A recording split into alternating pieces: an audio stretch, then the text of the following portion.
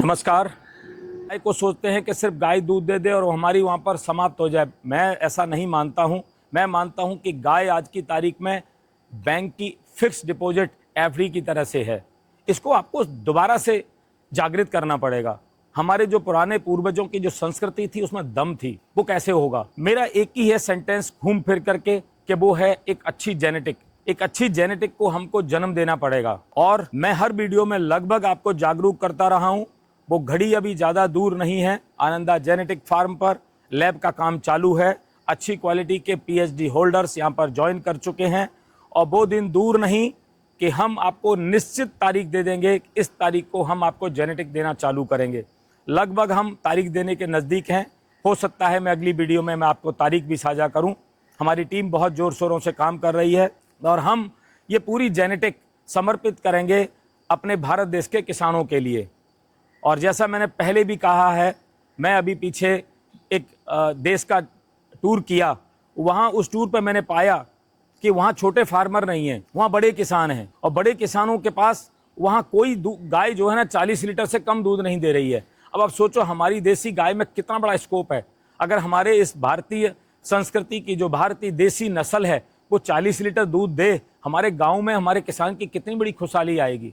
मेरा ये मानना है कि अब समय आ गया है कि गाँव में किसान के घर में खुशहाली इस गौवंश के माध्यम से आए। मैं किसान के घर में मैं चाहता हूं कि हम ऐसी समृद्धि लेकर के आएं जिसमें किसान होकर के लोग गर्व महसूस करें।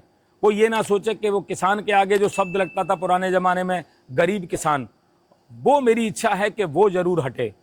अगर हम इस शब्द के आगे कुछ जोड़ पाएँ तो वो होगा हमारे देश का समृद्धशाली किसान, खुशहाल किसान। क्योंकि किसान को हम पहले जमाने से अन्नदाता बोलते थे। आज उस अन्नदाता के आगे हम गरीब लगाएं मतलब शोभा नहीं देता है। कहीं ना कहीं तो हमसे चूक हुई है। हमारे शहरों में बहुत बड़ी समृद्धि आई है, उसी किसान के उत्पाद को लेकर के लोग बहुत बड़ी इंडस्ट्री लगा करके सब कुछ कर रहे हैं, लेकिन किसान को क्यों नहीं समृद्ध हो पा रहा है, उसके लिए हमें चिंतन करने की ज़रूरत है। वो जेनेटिक से बहुत बड़ा परिवर्तन आएगा, मुझे जो लग रहा है। एक और बात मैं आपके साथ करना चाहता हूं कि जैसे अगर बछड़ा हो जाए घर में तो लोगों को आज लगता है कि बछड़ा हुआ तो अब हम क्या करेंगे। उसका बहुत बड़ा समाधान है हमारे पास, वो है सेक्स सॉर्टेड सीमन और उसके ऊपर की जो टेक्नोलॉजी है वो है एम्ब्रियो टेक्नोलॉजी। श्योर शॉट आपको बछिया होगी।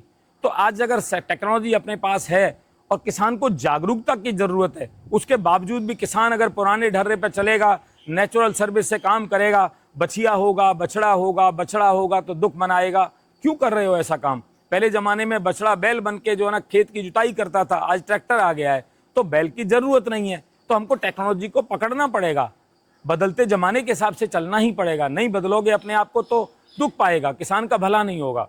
मैं उम्मीद करता हूँ कि मेरे इस वीडियो से मैंने भरपूर जितना मेरे अंदर परमात्मा ने समझ दी है, मैं अपनी पूरी समझ को किसानों के लिए समर्पित करता हूँ और मैं चाहता हूँ कि हमारे देश के किसान समृद्धशाली बने, खुशहाल बने। बहुत बहुत धन्यवाद। आनंदा आनंद करो। आनंदा आनंद करो।